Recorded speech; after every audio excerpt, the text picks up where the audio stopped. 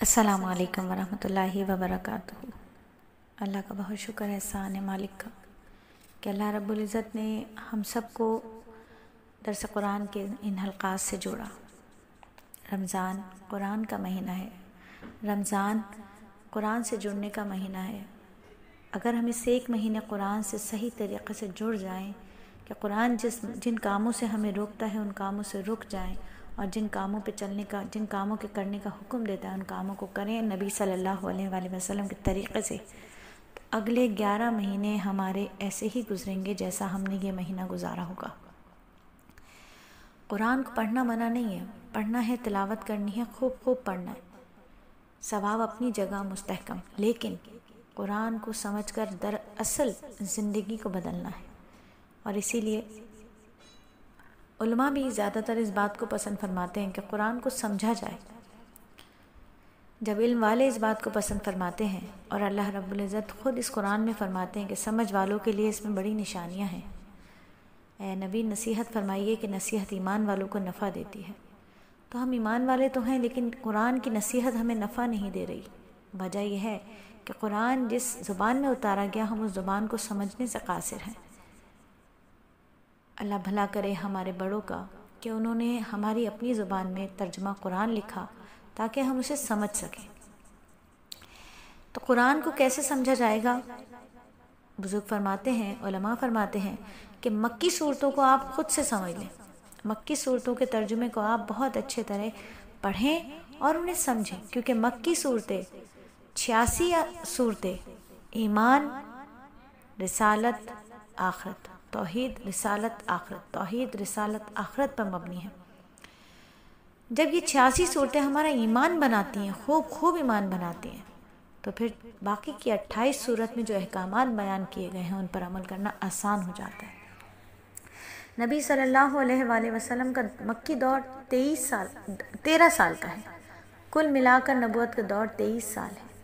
13 साल अल्लाह के रसूल ने ईमान वालों पर, वो जो नबी की सोहबत में बैठे थे, उन पर ईमान की मेहनत की। जब ईमान की मेहनत हुई और खूब खूब मेहनत हुई, तो फिर देखा ये गया कि जब मदीने में अहकामात उतरने शुरू हुए, अहकामात उतरे और शराब की हुर्मत आई और सूद की हुर्मत आई और नमाज की पाबंदी, नमाज का अहकाम उतरे, तो दुनिया ने देखा कि मदीने में सहाबा ने लम्हा नहीं लगाया उस हुक्म पर अमल करते हुए, क्योंकि ईमान बना हुआ था। पर्दे के अहकामात उतरे, सहाबियात घर से बाहर थी, दीवार के साए में लग के खड़ी हो गई कि घर से कोई आए और मोटी चादर लेकर आए तो हम पर्दा करके अपने घरों तक जाएं। ऐसा पक्का यकीन बन गया कि अल्लाह ने जो फरमा दिया, बस अब उस पर एक लम्हे की देरी नहीं है, फ़ौरन अमल करना है। आज हमारे ईमान में वो बात नहीं है, आज हमारे ईमान उतने बने हुए नहीं हैं। तो उलमा फरमाते हैं कि 86 मक्की सूरतों को खूब खूब अहले इल्म पढ़े। जिसे उर्दू पढ़नी आती है, जिसे इंग्लिश पढ़नी आती है, वो पढ़े। लेकिन ये फितने का ऐसा ख़तरनाक दौर है कि गूगल सर्चिंग से कुरान पाक का तर्जुमा अगर उठाया जाए तो फिर उसको पहले किसी आलिम से पूछा जाए, किसी मुफ्ती से पूछा जाए, क्योंकि आजकल ऐसे ऐसे तर्जुमे गूगल पर आ जाते हैं जो कि बातिल फ़िरक़ों ने डाले होते हैं और जो ईमान को ख़राब करने की एक बदतरीन साजिश है। तो अल्लाह का एहसान है, अल्लाह का शुक्र है कि अल्लाह ने हमें अकाबरीन के साए में, उलमा इकराम के साए में, असातिज़ा के साए में इस छोटी सी एकेडमी को रन करने की तौफ़ीक़ अता फ़रमाई। अल्लाह रब्बुल इज़्ज़त हम सब की इन टूटी फूटी काविशों को कबूल फ़रमाए। हम अपने असातिज़ा से पूछ कर चलते हैं, बार बार आपको ये बताते हैं कि अपने घरों में आसान तर्जुमा कुरान मुफ्ती तक़ी उस्मानी दामत बरकातुहू का लेके रखें, उसको पढ़ें। हम भी उसी से आपको तर्जुमा पढ़ा रहे हैं, हम भी उसको पढ़कर आपको सुना रहे हैं। आप भी उसको देखें, जो बात समझ नहीं आती पर्सनल पे पूछें और उस अपने घरों में अपने बच्चों के साथ भी उसको सुनाएं, तर्जुमे को बैठकर सुनाएं। आज सूरह निसा हम पढ़ेंगे, अपने बच्चों को भी सुनाएं, खुद भी बैठें, उनको भी सुनाएं, जब तक ईमान के तज़किरे नहीं होंगे। आगाज़ करते हैं सूरह निसा का। तरतीबी नंबर इसका 4 है कुरान पाक में और नुज़ूली नंबर है इसका 92 नंबर पर, ये वही के हिसाब से नाजिल हुई। सूरह निसा आयत इसमें तकरीबन जो हैं वो 176 हैं और रुकू 4 हैं مدنی سورہ ہے، اور جیسا کہ ہم سب جانتے ہیں کہ مدنی سورت میں احکامات نازل ہوئے ہیں، اور نساء کے معنی ہوتے ہیں عورتیں، نساء کے معنی ہوتے ہیں عورتیں۔ عربی زبان میں امراتن کہتے ہیں ایک عورت، اور جب جمع کا صیغہ آتا ہے تو نساء یعنی عورتیں۔ اچھا، سورہ نساء جو ہے اسے سورہ نساء کبریٰ یعنی بڑی سورہ نساء بھی کہا جاتا ہے، اور سورہ نساء صغریٰ جو ہے وہ 28ویں پارے کی سورہ طلاق جو ہے اس کو سورہ نساء کبریٰ کسرہ کہا جاتا ہے۔ ٹھیک ہے، وہ کسرہ ہے، چھوٹی ہے۔ اس صورت میں چونکہ بہت سارے احکامات بیان ہوئے ہیں جو عورتوں سے تعلق رکھتے ہیں، اسی لیے اس کو سورہ نساء کا نام دیا گیا ہے۔ اسی صورت میں یتیموں کے مال کے بارے میں کثرت سے احکامات نازل ہوئے کہ یتیموں کا جو مال ہے وہ ان کے حوالے کر دیا جائے، انہیں ہتھیایا نہ جائے، اور ایسا نہ ہو کہ عمدہ مال کو ردی مال سے بدلنے کی ہرگز کوشش نہ کی جائے، یعنی یتیموں کا اچھا والا مال خود رکھ لیا جائے اور خراب مال ان کو دے دیا جائے۔ تو یہ یتیموں کے بارے میں بھی یہ حکم، یتیم بچوں کے بارے میں۔ اور یتیم بچیوں کی میراث میں ناجائز تصرف زیادہ کیا جاتا تھا، یتیم بچیاں جو ہوتی تھیں ان کی میراث میں زیادہ استعمال، ان کی میراث کو زیادہ استعمال کر لیا جاتا تھا، اس لیے ان کے بارے میں بھی یہ احکامات صادر ہوئے۔ پھر نکاح کی اجازت دی کہ ایک مرد جو ہے وہ ایک ہی وقت میں 4 عورتوں کے ساتھ نکاح کر سکتا ہے، مگر شرط یہ ہے کہ شوہر ان کے حقوق ادا کرنے کی سکت رکھتا ہو۔ ایسا نہ ہو کہ ایک ٹائم میں 4 نکاح کر لیا اور مزے کرے، ایسا نہیں ہو سکتا۔ ان کے درمیان عدل انصاف کو بھی ملحوظ رکھے گا۔ اگر شوہر ایسا نہیں کر سکتا تو اسے ایک ہی بیوی پر اکتفا کرنا چاہیے۔ یہ آج کا بھی اصول ہے، اس دنیا میں اس وقت ان حالات میں بھی یہی ہوگا۔ 4 شادیوں کی اجازت دین اسلام دیتا ہے تو اس کی کوئی نہ کوئی حکمت ہوتی ہے۔ بیوہ سے کی جائے، مطلقہ سے کی جائے، اور کوشش یہ کی جائے کہ اگر بیوہ سے کر رہے ہیں تو اس کے بچوں کا بھی ویسے خیال رکھا جائے، اگر کسی طلاق یافتہ سے کر رہے ہیں تو اس کے بچوں کا خیال رکھا جائے، بڑی عمر کی کوئی عورت ہو اس سے شادی کی جائے، کنواری ہو لیکن بڑی عمر کی ہو، رشتہ نہ آ رہا ہو، معاشرے سے زنا کا رجحان ختم ہوگا، نکاح آسان ہوگا تو زنا کا رجحان ختم ہوگا۔ تو دین اسلام نے ایک ٹائم میں 4 شادیوں کی اجازت دی، 4 نکاح کی اجازت دی، لیکن کیوں 4 کو کیوں فکس کیا؟ کہ اس زمانے میں اسلام سے پہلے بھی یہ رواج تھا کہ لوگ شادیاں کرتے تھے، مگر اس میں کوئی قید اور ضابطہ نہیں تھا، جتنی دل چاہے شادیاں کر لیں۔ ایک ٹائم میں 10 بیویاں رکھی ہوتی تھی، بلکہ اس سے بھی زیادہ عورتوں سے نکاح کر سکتا تھا ایک مرد، لیکن ان کے درمیان عدل اور انصاف اور مساوات نہیں کرتا تھا۔ اور جب ایسے سمجھ لیجئے کہ اتنے شادیاں کر لی، اتنے نکاح کر لیے، اب جس کو چاہتا اس کو حقوق ادا کرتا اور جسے چاہتا معلق رکھتا، نہ تو اس کو طلاق دیتا تھا، نہ ہی اس کے معاشی اور ازدواجی حقوق کو پورا کرتا تھا۔ ایسے سمجھ لیجئے کہ وہ ایک زندہ شوہر والی بیوہ کہہ سکتے ہیں اس عورت کو، ایسے اس کے ساتھ معاملات رکھے جاتے تھے۔ تو اسلام نے تعداد بھی مقرر کر دی اور حقوق کی ادائیگی کو بھی فرض کر دیا۔ آج یہ جو یورپ کی لعنتی تہذیب ہے نا، جو پوری دنیا کو اپنے رنگ میں رنگنا چاہتی ہے، وہ قانون سے تو ایک سے زیادہ عورت کو تعلق رکھنے کو جائز قرار نہیں دیتی۔ بھئی ایک شادی کر لیں آپ، اچھا ہے، 2 شادی 3 شادی ایسے نہیں کر سکتے، یہ مسئلہ وہ مسئلہ، غیر قانونی طریقے پہ جتنی عورتوں کے ساتھ آپ زنا کر لیں اس کو نہیں پکڑ رہی قانون، اس کو نہیں پکڑ رہا۔ یعنی حلال طریقے سے 4 عورتوں کے ساتھ تعلق رہے یہ برا ہے، حرام طریقے سے 10 عورتوں کے ساتھ بھی رہے یہ اچھا ہے۔ تو اللہ رب العزت اس نام نہاد قانون سے، ایسے قانون سے ہمیں بچائے، اور ایسی لعنتی تہذیب سے بھی ہمیں بچائے جس میں ہمارے دین اسلام کے منحرف ساری بات پر عمل کرنے کی کوشش کی جاتی ہو، اس کے خلاف بات کرنے کی کوشش کی جاتی ہو، اور یورپ کی لعنتی تہذیب کے اوپر چلنے سے ہم سب کو بچائے۔ اللہ رب العزت ہم سب کو قرآن کے احکامات کو نبی صلی اللہ علیہ وآلہ وسلم کے طریقے سے پورا کرنے والا بنائے، آمین ثم آمین۔ پھر عورتوں کی میراث کو بھی اسی سورہ میں عورتوں کی میراث کے بھی احکامات جاری کیے گئے کہ عورتوں کی میراث جو ہے وہ ضروری ہے، عورتوں کو بھی وراثت میں حصہ دینا ہے۔ اسلام کا سورج طلوع ہوا ہے، اسلام کا سورج طلوع ہونے سے پہلے عورت کو میراث میں کوئی حصہ نہیں تھا، کچھ نہیں دیا جاتا تھا، جاہلی اصول تھے، جاہلی۔ عرب کا ایک مقولہ تھا کہ ہم اسے کیسے مال دیں جو نہ گھوڑے پر سوار ہو سکے، نہ تلوار اٹھا سکے، نہ ہی دشمن کا مقابلہ کر سکے۔ تو ایسے جاہلانہ مقولوں کے اوپر وہ اپنے قائم تھے، ڈٹے ہوئے تھے، اور اس اصول کی بنیاد پر کہ عورتیں جو ہیں وہ گھوڑ سوار نہیں ہوتی، عورتیں جہاد میں نہیں جاتی، عورتیں دشمن کے خلاف مقابلہ نہیں کر سکتی، عورتیں تلوار نہیں اٹھا سکتی، اور یہی حال بچوں کا بھی ہے. تو بچوں کو اور عورتوں کو میراث سے محروم رکھا جاتا تھا. اس ظلم کا خاتمہ بھی دین اسلام نے کیا. بچوں اور خواتین کو بھی میراث کا، وراثت کا حقدار بنایا. عورت کو حصہ دینا ان پر کسی کا احسان نہیں ہے، بلکہ ان کا حق ہے، اس کا فریضہ ہے کہ جو اسے دیا جاتا ہے، اس کا حق ہے. آیت نمبر 11 سے 14 تک عورتوں کی میراث کے معاملات اللہ رب العزت نے بتائے. پھر میراث کے معاملے کے بعد اللہ رب العزت نے ان خواتین کا تذکرہ فرمایا آیت نمبر 23 اور 24 میں کہ جن کے ساتھ قرابت، نسبت اور سسرالی رشتے یا رضاعت کی وجہ سے نکاح کرنا حرام ہے. اور آیت نمبر 23-24 پر ہی سورہ نساء چوتھے پارے میں مکمل ہوتی ہے. یہاں چوتھا پارہ مکمل ہوتا ہے اور پانچویں پارے میں اسی بیان پر بات آگے بڑھتی ہے کہ جو خواتین، ان خواتین کا ذکر پانچویں پارے میں ان خواتین کے ذکر سے آغاز ہوا سورہ کا کہ جن سے نکاح کرنا حرام ہے. اسی بحث کو مکمل کرتے ہوئے اللہ رب العزت نے فرمایا کہ محرمات کے سوا دوسری عورتیں تمہارے لیے حلال ہیں. جو محرمات ہیں، جو محرم ہیں تمہاری، وہ تمہارے لیے حرام ہے. اس طرح یہ مال خرچ کر کے ان سے نکاح کر لو، بشرط نکاح سے ان کی عزت بچانا مقصود ہو.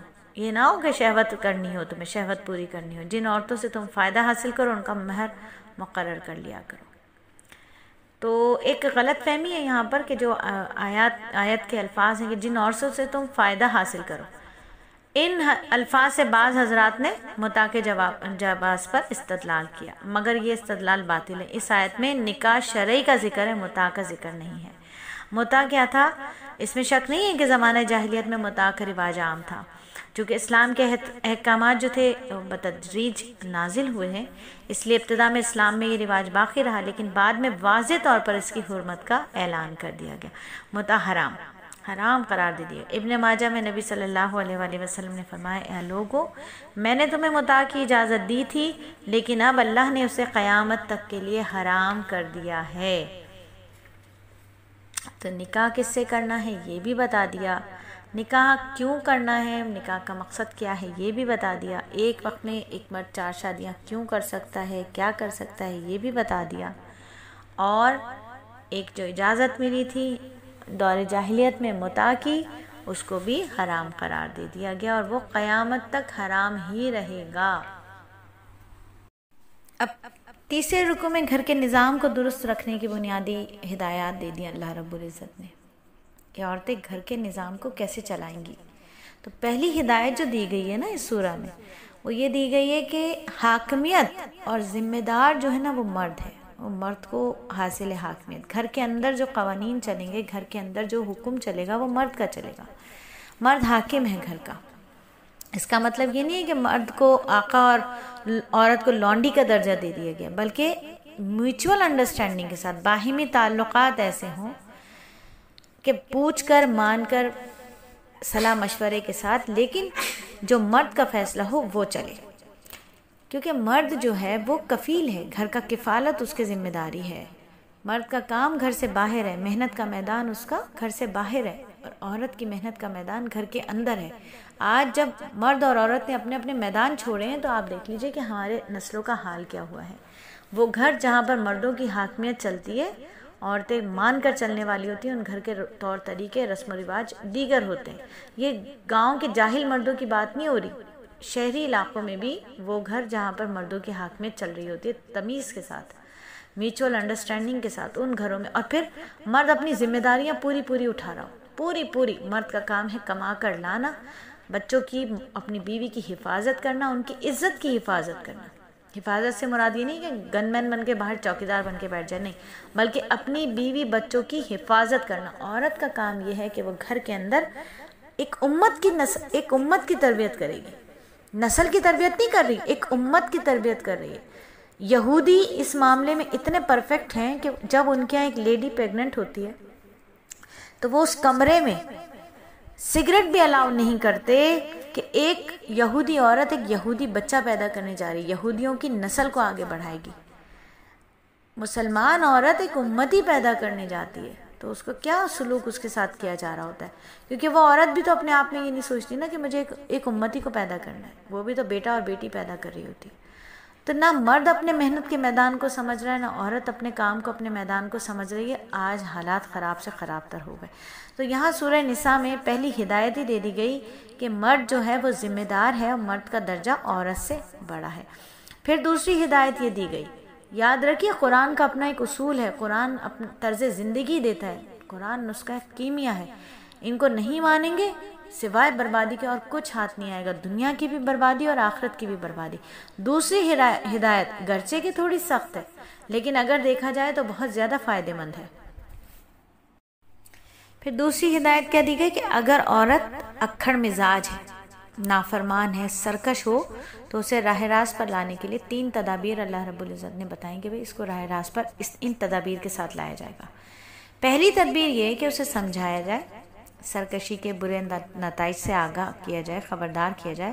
اگر اس پر نصیحت اثر نہیں کر رہی تو پھر دوسری تدبیر یہ ہے کہ اس کا بستر الگ کر دیا جائے، اس سے کنارہ کشی کر لی جائے، اور پھر بھی وہ نہ سمجھے تو انتہائی اقدام کے طور پر، اور اگرچہ کہ وہ واقعی سرکش اور بے راہ روی کی صورت میں ہے اور اس حد کے اندر رہتے ہوئے اتنی بگڑ چکی ہے وہ کہ نہیں مان رہی ہے، بے راہ روی نہیں چھوڑ رہی ہے، سرکشی نہیں چھوڑ رہی، نافرمانی نہیں چھوڑ رہی ہے، تو پھر حد میں رہتے ہوئے اس کی پٹائی بھی لگائی جا سکتی ہے۔ کیونکہ ایک زمانہ دیکھ لیا ہے، بالوں میں سفیدی آ گئی ہے، زندگی کی 50 بہاریں دیکھ چکے ہیں الحمدللہ، نانی دادی بننے والے ہیں، نانی بن چکے ہیں، دادی بھی اللہ جلد بنا دیں گے، جٹھانی کے ساتھ بھی رہے ہیں، بھابجوں کے ساتھ بھی رہے ہیں، نندوں کے ساتھ بھی رہے ہیں، خود نند بھی بنے، خود بھابج بھی بنے۔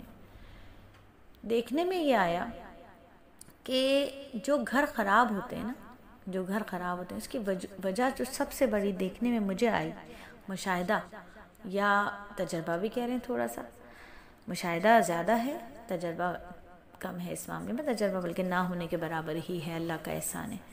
اور جو میں نے اپنی بیٹی کو بھی بتایا اور اپنی بہو کو بھی سکھایا وہ یہ کہ بیڈ روم کا جھگڑا باہر مت لاؤ اور باہر کے جھگڑے بیڈ روم کے اندر مت لے کے جاؤ، زندگی خراب ہو جاتی ہے۔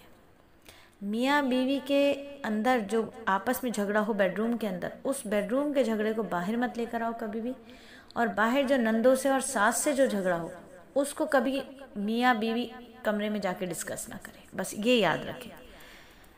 تیسرے فریق کو بولنے ہی نہ دیں اپنے درمیان، کوئی بھی ہو چاہے وہ، اس کو بولنے نہ دیں۔ جو مسئلہ ہوا ہے، جو معاملہ ہوا ہے، آپس میں اس کو خود ہی پہلے تو ٹیکل کریں۔ اول معاملات ہوتے نہیں ہیں ایسے، معاملات ہمیشہ دوسروں کی ہی باتیں ہو رہی ہوتی ہیں، جھگڑا ہمیشہ آپ کی امی نے یہ کہا، آپ کے ابو نے یہ کہا، تم نے میری امی کو یہ کہا، تم نے میرے ابو کو یہ کہا، تم نے اتنا نہیں کمایا، ابھی بیوی کو پتہ بھی نہیں کتنا کماتا ہے کتنا نہیں کماتا، دوسرے لوگ سمجھا رہے ہوتے ہیں کہ تمہارا میاں کماتا ہے وہ کس پہ لٹاتا ہے، اور تمہارا میاں کماتا نہیں ہے تو تم کہاں سے کھاؤ گی۔ یہ دوسروں کے ساتھ معاملات شروع ہو جاتے ہیں تو اس سے گھر خراب ہوتے ہیں۔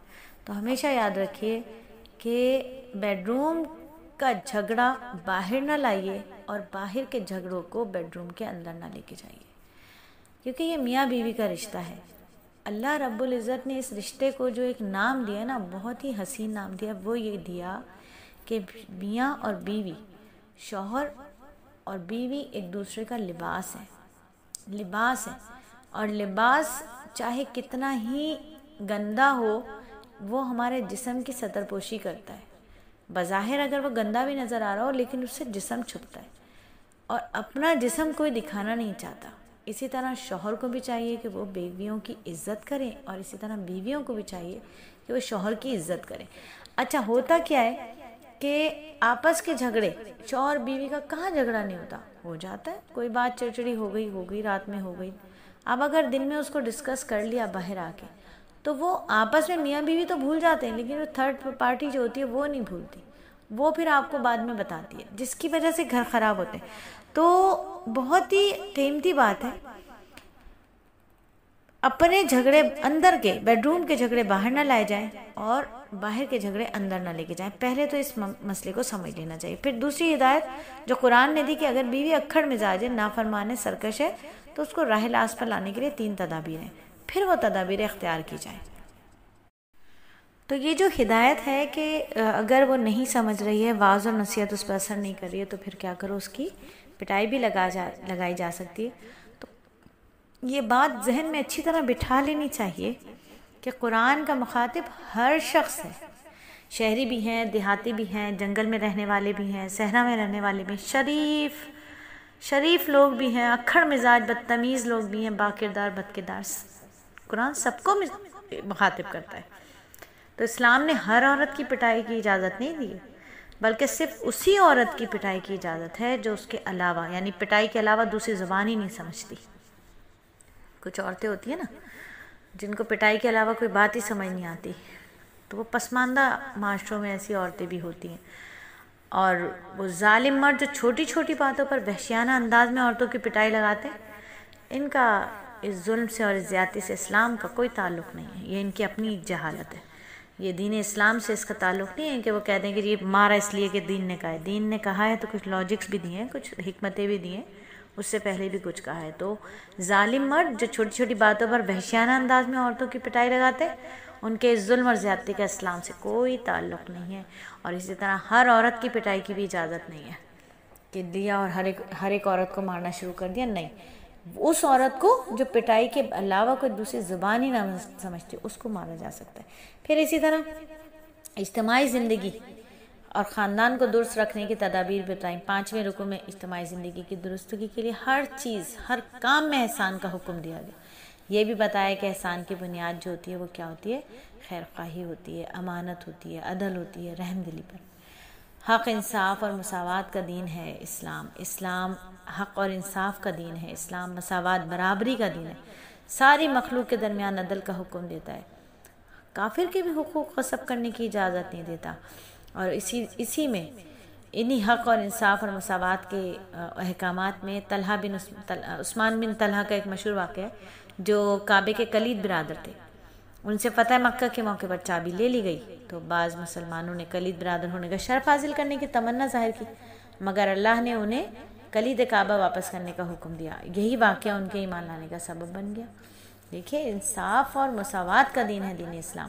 پھر اسی طرح ایک منافق اور یہودی کا واقعہ ہے، ان کا بھی مقدمہ ہے، وہ بھی قابل ذکر ہے، جسے مفسرین نے 6 رکوع کی بعض آیات کے شان نزول کے طور پر ذکر کیا ہے کہ ایک نام نہاد مسلمان منافق تھا، اور یہودی کا مقدمہ جب نبی صلی اللہ علیہ وآلہ وسلم کی خدمت میں پیش ہوا تو آپ نے یہودی کے حق میں فیصلہ دیا۔ منافق نے اپنا حق میں فیصلہ کروانے کے لیے جو ہے نا حضرت عمر کی طرف رجوع کیا۔ حضرت عمر رضی اللہ تعالیٰ عنہ نے اس کی گردن اڑا دی۔ اس پر منافقین نے بڑا شور ہنگامہ کیا، لیکن نہیں، فیصلہ انصاف کے ساتھ ہوگا۔ تو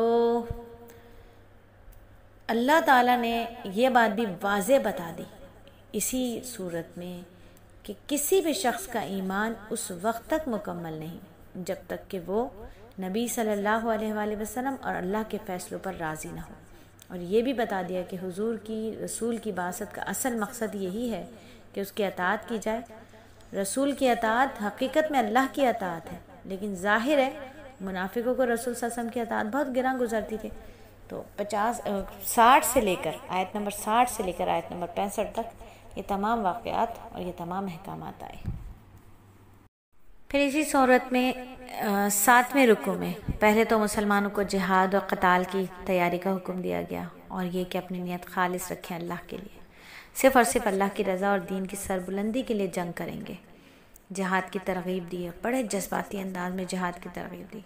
پھر فرمایا کہ آخر تم جہاد کیوں نہیں کرتے، جبکہ صورت یہ ہے کہ ظلم و ستم کی چکی میں پسنے والے کمزور مرد، خواتین، بچے اللہ کے سامنے ہاتھ پھیلا پھیلا کر دعائیں کرتے تھے۔ آیت نمبر 75 کا ترجمہ پڑھیے کہ اے اللہ، اے ہمارے رب، تو ہمیں اس بستی سے نکال دے جہاں کے لوگ بڑے ظالم ہیں، اور اے اللہ تو کسی کو ہمارا مددگار بنا کر بھیج دے۔ تو جہاد کیا ہے؟ جہاد موت ہے، اللہ کے لیے اپنی زندگی داؤ پر لگا دینا۔ اور چونکہ موت کا خوف جہاد کے میدان میں نکلنے سے ایک بڑی رکاوٹ بن جاتا ہے، اس لیے فرمایا تھا کہ موت تو کہیں پر بھی آ سکتی ہے، گھر میں آنی ہوگی تو مضبوط قلعوں میں بھی نہیں، ایسا نہیں ہوگا کہ موت نہیں آئے گی، موت آئے گی۔ نہ جہاد میں نکلنا موت کو یقینی بناتا ہے، نہ ہی گھر میں رہنا زندگی کے تحفظ کی ضمانت ہے۔ آیت نمبر 78 میں اللہ رب العزت نے فرما دیا۔ پھر منافقین کی سازشوں کا اس صورت میں ذکر ہے کہ جہاد و قتال کی ترغیب کے بعد مسلمانوں کی منافقین کی تدبیروں اور سازشوں سے چوکنا رہنے کا حکم دیا گیا۔ وہ بڑے سنگ دل گروہ ہے، جو منافق ہے نا، یہ بڑے خطرناک ہوتے ہیں۔ دشمن تو واضح ہے نا کہ یہ دشمن ہے، اس سے بچنا آسان ہے، لیکن جو آستین کا سانپ ہے، جو دوست کے روپ میں دشمن ہے، اس سے کیسے بچا جائے، یہ بڑا مشکل سنگ دل معاملہ ہے۔ یہ جس نے اسلام کا ظاہر لبادہ بھی اوڑا ہے، تو ایسا جو دشمن ہوتا ہے نا، یہ اسلام کو اور مسلمان کو بہت زیادہ نقصان اس طرح کے دشمنوں نے پہنچایا۔ مدینہ منورہ میں جو پہلی اسلامی ریاست قائم ہوئی، اس کے خلاف جو سازشیں بن رہی تھی، اور یہی گروہ تھا، یہی منافقین تھے جو پیش تھے۔ مسلمان اپنی پریشانیاں، حرمہ نصیبوں کے بارے میں فیصلہ کرنے میں بڑے وہ پریشان تھے کہ بس سورہ نساء کا وہ حصہ نازل ہو گیا پھر، جس میں ان کی ذلت آمیز حرکتوں، خفیہ منصوبہ بندیوں، حسد، بغض پر مبنی کارروائیوں کا اللہ رب العزت نے پول کھول دیا، کیونکہ اللہ تو سب کچھ جانتے ہیں۔ اور پھر واضح حکم سنا دیا، واضح فیصلہ دے دیا اسی صورت میں کہ ان کا اسلام اور مسلمانوں سے کوئی تعلق نہیں ہے۔ یہ جو منافق ہیں، ان کا اسلام اور مسلمانوں سے کوئی تعلق نہیں، اور بتا دیا کہ اہل ایمان اور اہل نفاق کے درمیان حد فاصل قائم ہو جائے، مسلمان منافقوں کے بارے میں ایک آواز ہو جائے اور ان کے درمیان کوئی اختلاف پھر باقی نہ رہے۔ اللہ نے بڑے حاکمانہ انداز میں بیان فرمایا ہے بھائی۔ اللہ رب العزت فرما رہے ہیں آیت نمبر 88 میں، دیکھیں 88 میں، تمہیں کیا ہو گیا کہ تم منافقوں کے بارے میں دو گروہ ہو رہے ہو؟ اللہ نے ان کی حرکتوں کی وجہ سے الٹ دیا ہے، یعنی اے مسلمانوں، تم منافقوں کے بارے میں دو گروہوں میں کیوں تقسیم ہو رہے؟ ایک گروہ کہتا ہے کہ انہیں قتل کرنا چاہیے کیونکہ وہ ہمارے دشمن ہیں، دوسرا کہ ان کے بارے میں نرم پہلو اختیار کرتا ہے کہ ہمارے دینی بھائی ہیں، جبکہ اللہ نے انہیں ان کے نفاق اور معصیت کی وجہ سے کفر کی طرف واپس لوٹا دیا۔ یعنی منافق آپ کے دوست نہیں ہو سکتے، وہ کفر کی طرف ہی جائیں گے، اتنے زیادہ بدتمیز ہو چکے ہیں۔ پھر فرما دیا کہ حقیقت سے پردہ چاک کرتے ہوئے اللہ نے فرمایا کہ وہ منافق یہ چاہتے ہیں جیسے وہ خود کافر ہے تم بھی کافر بن جاؤ، پھر تم دونوں برابر ہو جاؤ، پس ان میں سے کسی کو دوست نہ بناؤ جب تک وہ اللہ کی راہ میں ہجرت نہ کرے، پس اگر وہ اعراض کرے تو انہیں پکڑو اور جہاد بھی پاؤ، انہیں قتل کرو اور کسی کو رفیق اور مددگار نہ ٹھہراؤ۔ آیت نمبر 89 کے پکے ٹھکے احکامات۔ پھر 10ویں رکوع میں اللہ رب العزت نے مومن کے قتل کی عمدن سزا بتا دی اور انتہائی سخت لہجہ اختیار کیا۔ اللہ رب العزت نے فرمایا جو کوئی کسی مومن کو جان بوجھ کر قتل کرے اس کی سزا جہنم ہے، جس میں وہ ہمیشہ رہے گا اور اس پر اللہ کا غضب ہوگا اور اس پر لعنت کی، اور اس کے لیے اللہ نے بڑا عذاب تیار کر رکھا ہے۔ آیت نمبر 93 میں اللہ نے فرما دیا۔ پھر ظاہری معنی مراد نہیں دیے۔ اس آیت سے بظاہر کیا معلوم ہوتا ہے کہ مومن کو قتل کرنے والا اگرچہ مسلمان ہی کیوں نہ ہو دائمی عذاب کا مستحق ہے، لیکن بالاتفاق یہ ظاہری معنی مراد نہیں ہے۔ دائمی عذاب کا مستحق سے وہ ہوگا جو مسلمان کے قتل کو حلال سمجھے گا، کیونکہ ایسا سمجھنے والا کافر ہو جاتا ہے، کافر کے لیے ہمیشہ کا عذاب ہے۔ پھر جہاد کی اہمیت، مجاہدین کی فضیلت کے قتل عمد کی سزا بیان کرنے کے بعد، جان بوجھ کر قتل کرنے کی سزا بیان کرنے کے بعد جہاد کی اہمیت اور مجاہدین کی فضیلت بتائی۔ کہہ دیا کہ اللہ کی راہ میں جہاد کرنے والے اور ہاتھ پر ہاتھ رکھ کر بیٹھنے والے برابر نہیں ہو سکتے۔ یہ جو بار بار جہاد کی طرف متوجہ کیا ہے نا، اگر امت جہاد سے کنارہ کشی کر لے گی تو پھر یاد رکھیے کہ ذلت اور رسوائی سے اسے کوئی نہیں بچا سکتا۔ اور اللہ نے دیکھیے اس ترقی کے اس دور میں جہاں سائنس اتنی ترقی کر رہی ہے، اتنی ترقی کر رہی ہے، اللہ رب العزت نے جاگتی آنکھوں سے ہر ایک کو معجزہ دکھا دیا کہ کس طرح طالبان نے، کس طرح افغانستان کے طالبان نے کس طرح اپنی جنگ کو جیتا ہے، صرف اور صرف اللہ کے اوپر پکا ٹھکا یقین کرتے ہوئے۔ کوئی ان کے پاس جدید اسلحہ نہیں تھا، صرف ایمان کی طاقت تھی، اللہ اکبر کا نعرہ تھا ان کے پاس، اور آج سب نے دیکھا پوری دنیا کے ترقی یافتہ لوگ ان کے آگے جھکے۔ تو یقین جانیے کہ اللہ کی راہ میں جہاد کرنے والے اور ہاتھ پر ہاتھ رکھ کر بیٹھنے والے برابر ہو ہی نہیں سکتے، اور اگر جہاد سے کنارہ کشی امت نے اختیار کر لی تو پھر ذلت اور رسوائی سے انہیں کوئی نہیں بچا سکتا۔ اچھا، ہجرت بھی دو طرح کی ہوتی ہے۔ ہجرت بھی جہاد کی ایک قسم ہوتی ہے۔ جہاد کے ساتھ ہجرت کا بھی ذکر ہے، کیونکہ ہجرت بھی جہاد کی قسموں میں سے ایک قسم ہے. تو اللہ رب العزت نے 11ویں رکوع میں فرمایا کہ جو شخص قدرت کے باوجود دارالکفر سے دارالسلام کی طرف ہجرت نہیں کرے گا اور اسی حالت میں اسے موت آ جائے گی تو اس کا ٹھکانہ جہنم ہوگا. دارالکفر جیسے ایسا ملک جہاں پر کفر کی حاکمیت ہو اور انہی کے فیصلے چلتے ہوں، جہاں دین پر چلنا مشکل ہو جائے، اور وہ شخص جو ہے وہ دوسرے ملک جا سکتا ہے جو آزاد ہے، جہاں وہ اسلام کے قوانین پر چل سکتا ہے، اور وہ نہ جائے اور اسے ایسی حالت میں موت آ جائے تو اس کا ٹھکانہ جہنم ہے. حمزہ بن قیس، بعض روایت میں آتا ہے جب یہ آیت ہجرت نازل ہوئی تو حضرت حمزہ قیس رضی اللہ تعالیٰ عنہ جو کہ سخت علیل تھے، وہ پریشان ہو گئے، چلنے پھرنے کے قابل تو تھے نہیں، تو اپنے بیٹوں سے کہنے لگے کہ مجھے چرپائی پر ڈال کر مدینہ منورہ لے چلو کہ مکے میں میں اب ایک رات بھی نہیں گزاروں گا. اور جب انہیں چرپائی پر ڈال کر مدینہ لے جانے لگے لیکن مکے سے نکلتے ان کا انتقال ہو گیا. اس پر اللہ تعالیٰ نے فرمایا کہ جو شخص اللہ اور اس کے رسول کی طرف ہجرت کر کے گھر سے نکل جائے پھر موت اس کو آ پکڑے تو اس کا ثواب اللہ کے ذمہ ہو گیا. اللہ بخشنے والا مہربان ہے. اور یہاں آیتیں 100 مکمل ہوئیں. اور چونکہ ہجرت اور جہاد میں کیا ہوتا ہے، خوف کا سامنا ہوتا ہے. ہجرت کرتے وقت بھی خوف و خطر کا سامنا ہوتا ہے، کوئی ڈاکو نہ آ جائے، راستہ ہے، سفر ہے، ادھر سے ادھر جانا ہو رہا ہے، ہجرت ہو رہی ہے. اور جہاد میں سامنے دشمن ہوتا ہے تو اس وقت صلاۃ الخوف کے کیا احکامات ہوں گے، نماز کیسے پڑھی جائے گی، خوف کے وقت نماز کس طرح سے پڑھی جائے گی.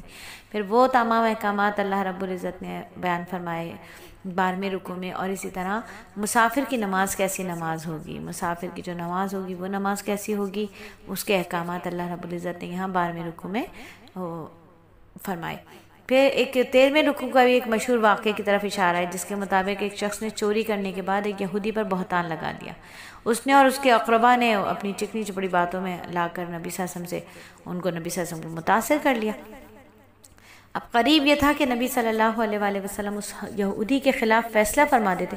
اللہ تعالیٰ نے یہ آیت نازل فرما دی اور آپ کو ایسے لوگوں کا ساتھ دینے اور ان کی وکالت کرنے سے منع فرما دیا. اللہ تعالیٰ نے ارشاد فرمایا آیت نمبر 105 106 میں کہ آپ دغا بازوں کی طرف سے جھگڑا کرنے والے نہ بنیں اور اللہ تعالیٰ سے معافی مانگے، بے شک اللہ مہربان اور بخشنے والا ہے. اچھا، یہ آیات اور یہ واقعہ عدل و انصاف کی تاریخ میں سنہرے حروفوں سے لکھا جانے کے قابل ہے. حقیقتاً یہ واقعہ اور یہ آیات عدل و انصاف کی تاریخ لکھی جائے گی تو اس میں سنہری حرفوں سے لکھا جائے گا کہ ایک یہودی اور مسلمان منافق کے تنازع میں جب آپ صلی اللہ علیہ وآلہ وسلم کا میلان مسلمان کی طرف ہوا تو اس پر اللہ تعالیٰ کی طرف سے آپ کو نہ صرف تنبیہ کی گئی بلکہ اس تنبیہ کا قیامت تک کے لیے قرآن میں ذکر کر دیا گیا. تو ان آیات کے نزول کے بعد یہ ہوا کہ جس شخص نے چوری کی تھی وہ بھاگ گیا، مکے بھاگ گیا اور مرتد ہو گیا. تو اسی لیے اللہ رب العزت نے 15ویں رکوع میں یہ فرمایا کہ اللہ کے نزدیک سب سے بڑا جرم کفر اور شرک ہے. جس کا کفر اور شرک پر انتقال ہو جائے اس کی مغفرت کی کوئی صورت نہیں ہے. پھر کافی ساری آیتیں ہیں جس میں اللہ رب العزت نے انسان کی سرکشی کا سبب بتلایا کہ وہ یہ کہ انسان اللہ کے مقابلے میں شیطان کی اطاعت کرتا ہے، وہ اس کو ہدایت کے راستے سے بہت دور لے جاتا ہے.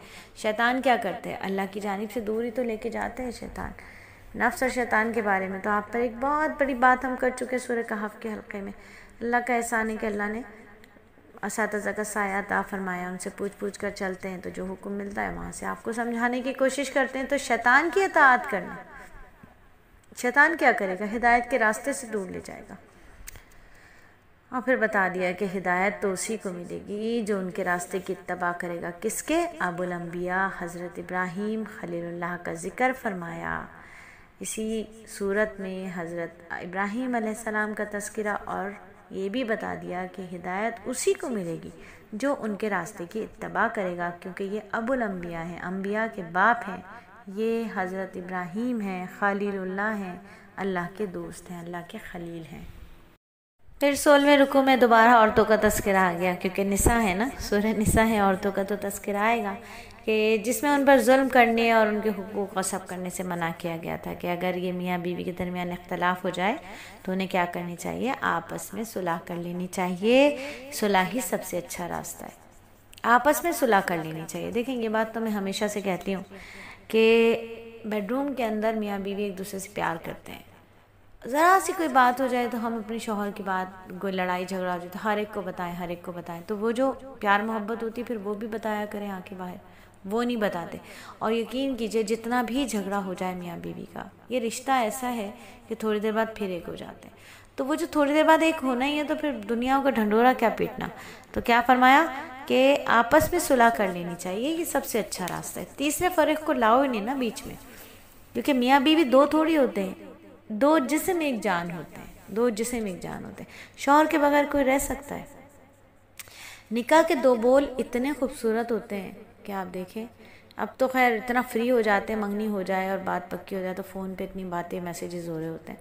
ورنہ ایک دور ایسا بھی تھا کہ جب منگنی کے بعد بھی ملاقاتیں نہیں ہوتی تھی، باتیں نہیں ہوتی تھی، اور نکاح کے بعد اگر خدا نہ خواستہ جو نکاح کے بعد بیگم صاحبہ روئیں پیٹیں رخصتی پر، تو سب سے زیادہ میاں جو ہوتے تھے وہ بے چین ہو رہے ہوتے تھے سب سے زیادہ. اور اگر یہ پتہ چل جائے جی دلہن بے ہوش ہو گئی تو دولہا سب سے زیادہ بے چین ہو رہا ہوتا تھا.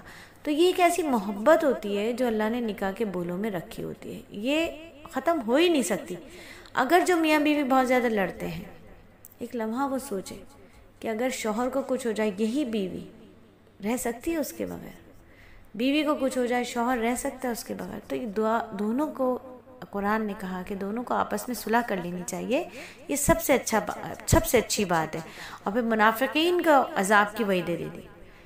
یہاں 5ویں پارے کا آخری رکوع ہے، دوبارہ منافقین کی بات آ گئی، انہیں سخت ترین عذاب کی نوید دے دی گئی ہے، وعید دے دی گئی ہے.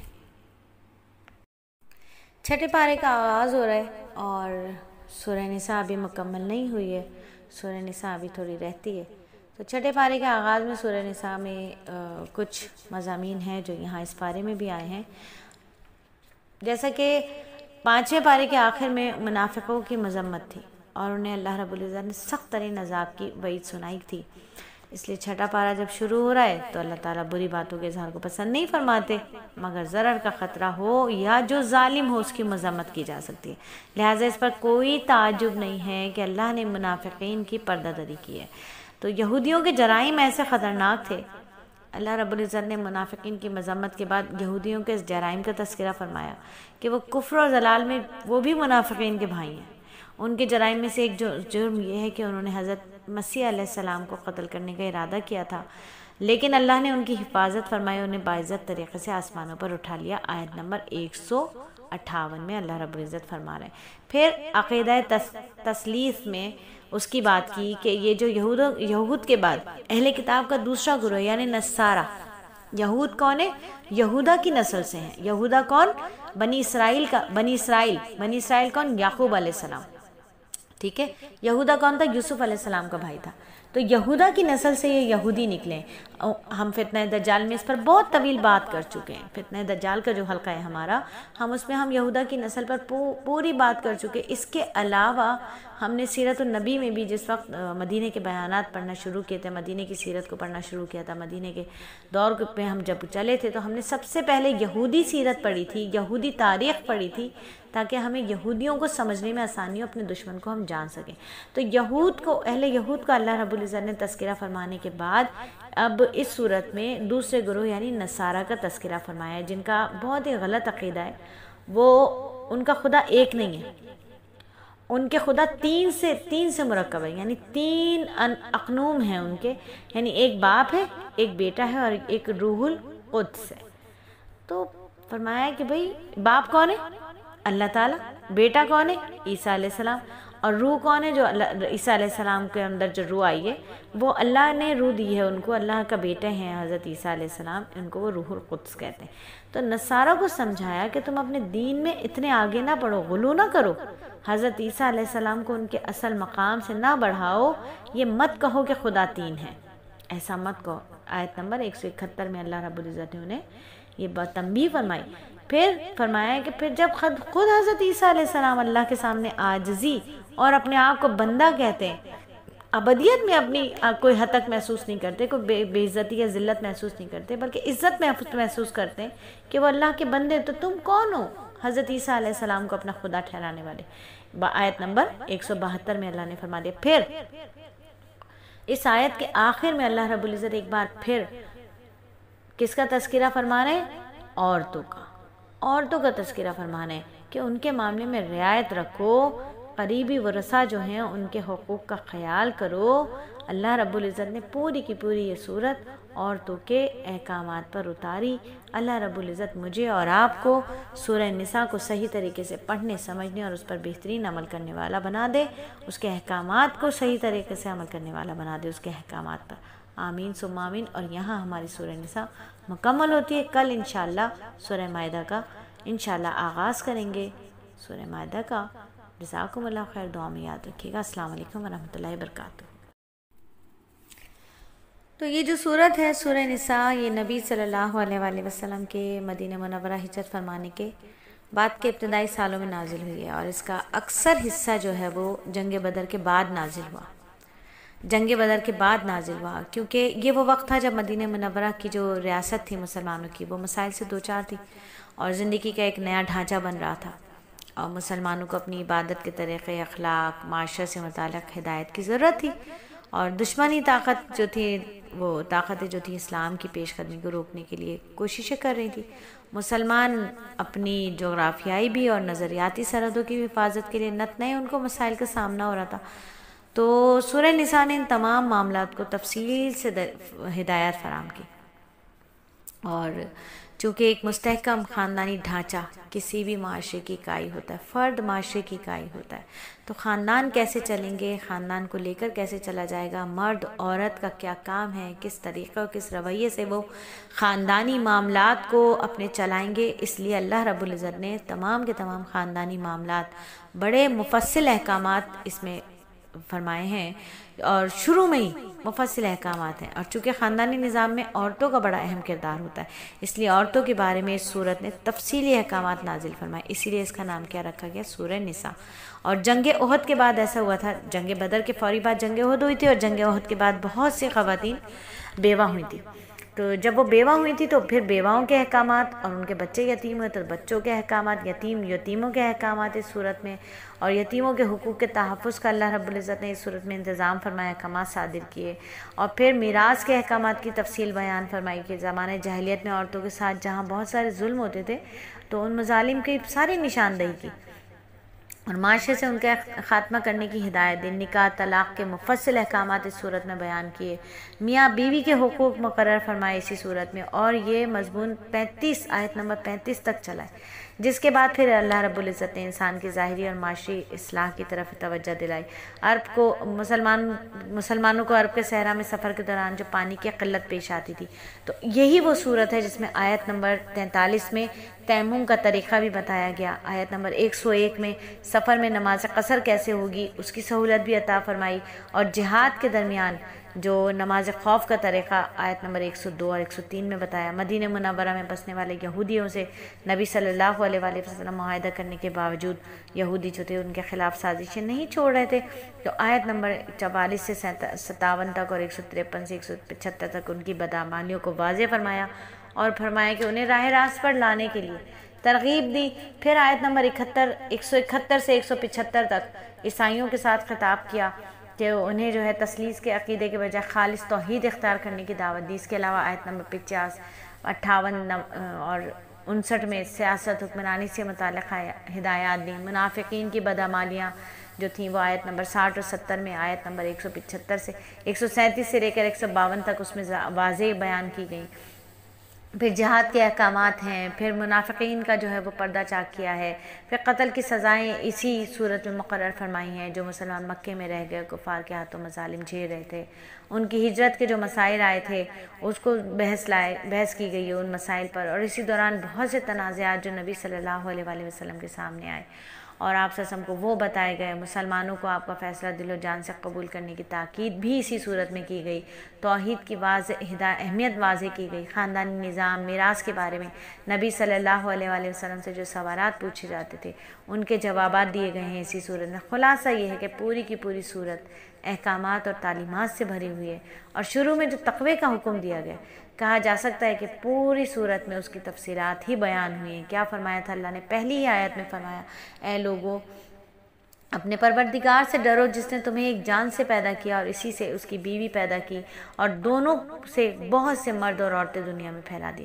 اور اللہ سے ڈرو جس کا واسطہ دے کر تم ایک دوسرے سے حقوق مانگتے ہو۔ تو بس ہم اللہ سے ڈرنے والے بن جائیں، تقوی والے بن جائیں، خشیت والے بن جائیں۔ اللہ ہمیں متقین میں شامل فرمائے۔ سورت کا خلاصہ ایک یہ ہے۔